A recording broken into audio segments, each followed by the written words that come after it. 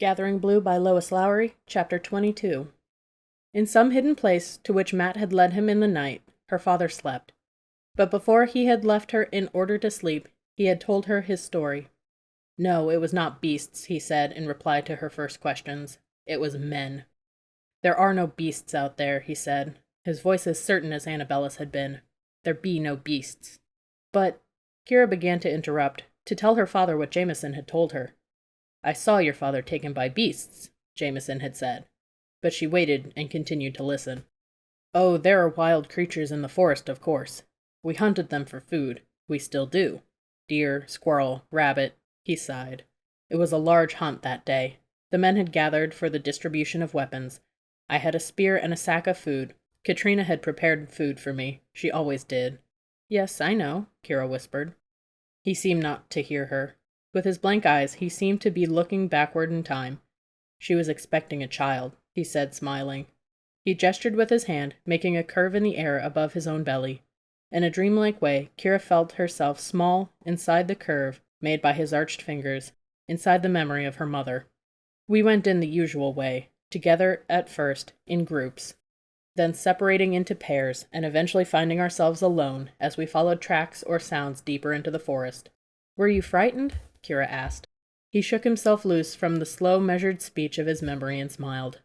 No, there was no danger. I was an accomplished hunter, one of the best. I was never frightened in the forest. Then his brow furrowed. I should have been wary, though. I knew that I had enemies. There were jealousies always, and there were rivals. It was a way of life here. Perhaps it still is. Kira nodded, then she remembered that he couldn't see her acknowledgement. Yes, she told him, it still is.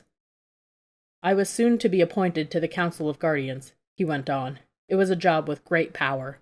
Others wanted the post. I suppose it was that. Who knows? There was always hostility here, harsh words. I haven't thought about it in a long time, but now I recall the arguments and anger, even that morning, when the weapons were assigned. Kira told him, It happened again recently. At the beginning of a hunt I saw it. Fights and arguing. It's always that way. It's the way of men. He shrugged. So it hasn't changed. How could it change? It's the way it is. It's what tykes are taught, to grab and shove. It's the only way people can get what they want. I would have been taught that way too, but for my leg, Kira said. Your leg? He didn't know. How could he? Now she felt embarrassed having to tell him. It's twisted. I was born that way. They wanted to take me to the field, but my mother said no. She defied them? Katrina? His face lit, and he smiled. And she won. Her father was still alive, and he was a person of great importance, she told me, and so they let her keep me. They probably thought I would die anyway. But you were strong. Yes, Mother said pain made me strong. Telling him, she was no longer embarrassed but proud, and she wanted him to be proud too. He reached out, and she took his hand. She wanted him to go on. She needed to know what happened. She waited. I don't know for certain who it was, he explained when he continued. I can guess, of course. I knew he was bitterly envious. Apparently he approached silently behind me, and as I waited there watching for the deer I had been stalking, he attacked me, first with a club to my head, so I was stunned and dazed, and then with his knife. He left me for dead. But you lived. You were strong. Kira squeezed his hand. I woke in the field. I suppose draggers had taken me there and left me, as they do. You've been to the field. Kira nodded, then remembering his blindness again, she said it aloud. Yes. She would have to tell him when and why, but not yet. I would have died there, as I was supposed to. I couldn't move, couldn't see. I was dazed and in great pain. I wanted to die. But that night, he went on, strangers came to the field. I thought at first that it was diggers. I tried to tell them that I was still alive. But when they spoke, it was with the voice of strangers. They used our language, but with a different lilt, a slight change of cadence. Even as desperately wounded as I was, and their voices were soothing, gentle. They held something to my mouth, a drink made of herbs. It dulled my pain and made me sleepy.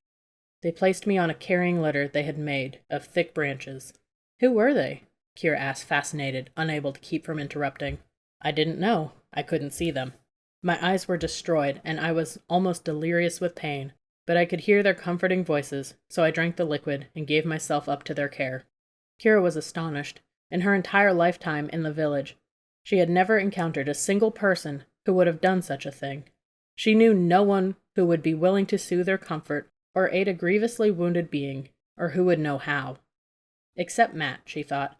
She remembered how the boy had nursed his little damaged dog back to life. They carried me a very great distance through the forest, her father went on. It took several days. I woke and slept and woke again. Each time I woke, they talked to me, cleaned me, gave me water to drink, and more of the drug to ease my pain. Everything was blurred. I didn't remember what had happened, or why. But they healed me as much as I could be healed, and they told me the truth I would never see again. But they told me also that they would help me to make a life without sight. But who were they? Kira asked again. Who are they, you should say, he told her gently, because they still exist, and I am one of them now. They were just people, but they are people like me who were damaged, who had been left to die, who had been taken from our village to the field? Her father smiled. Not only from here. There were other places. They had come from all over, those who had been wounded, sometimes just not in body, but in other ways as well. Some traveled very long distances. It's astounding to hear of the difficult journeys.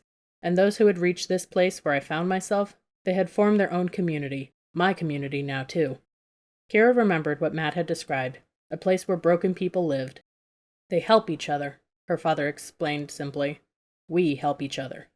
Those who can see, they guide me. I am never without helping eyes. Those who can't walk, they are carried. Kira unconsciously rubbed her own damaged leg. There is always someone to lean on, he told her, or a pair of strong hands for those who have none. The village of the healing has existed for a long time, he explained. Wounded people still come, but now it is beginning to change because children have been born there and are growing up. So we have strong, healthy young people among us, and we have others who have found us and stayed because they want to share our way of life. Kira was trying to picture it. So it is a village, like this one? Much the same. We have gardens, houses, families. But it is much quieter than this village. There is no arguing. People share what they have and help each other. Babies rarely cry. Children are cherished. Kira looked at the stone pendant that rested against his blue shirt. She touched her own matching one. Do you have a family there? She asked hesitantly. The whole village is like a family to me, Kira, he replied. But I have no wife, no child. Is that what you mean? Yes. I left my family here. Katrina and the child to come, he smiled. You. She knew she must tell him now. Katrina, she began. I know, your mother is dead. Matt told me. Kira nodded, and for the first time in many months she began to cry for her own loss. She had not wept when her mother died. She had willed herself to be strong then, to decide what to do, and to do it. Now hot tears stained her face, and she covered it with her hands. Her shoulders shook as she sobbed. Her father opened his arms, offering her an embrace, but she turned from him. Why didn't you come back? She asked finally, choking on the words as she tried to stop crying. Looking out through the shield she had made with her hands over her eyes, she could see that the question pained him.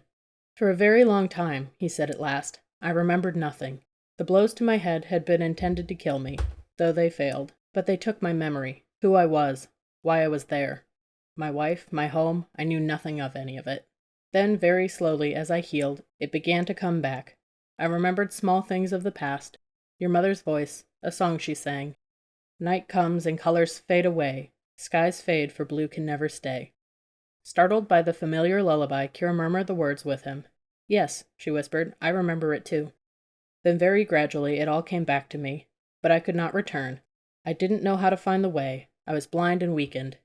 And if I did find a way back, it would be to meet my death. The ones who wanted me dead were still here. Finally, he explained, I simply stayed. I mourned my losses, but I stayed and made a life there, without your mother, without you. And then, he went on, his expression lightening, after so many years had gone by, the boy appeared. He was exhausted when he arrived, and hungry. He's always hungry, Kira said, smiling slightly. He said he had come all that way because he had heard that we had blue. He wanted blue for his special friend who had learned to make all the other colors. When he told me about you, Kira, I knew you must be my daughter. I knew I must let him lead me back. He stretched slightly and yawned. The boy will find me a safe place to sleep when he returns. Kira took his hand and held it. There were scars even there, she saw. Father, she said, feeling her way uncertainly with the words she had never used before. They won't hurt you now. No, I'll be safely hidden. And after I'm rested, we'll slip away, you and I. The boy will help us pack food for the journey. You will be my eyes on the way home, and I will be the strong legs you lean on. No, Father, Kira said, excited now. Look! She waved her arm, indicating the comfortable room. Then she paused, embarrassed. I'm sorry, I know you can't really look, but you can feel how comfortable it is. There are other rooms like it along the hall, all of them empty except for the ones where Thomas and I live. One can be readied for you. He was shaking his head. No, he said.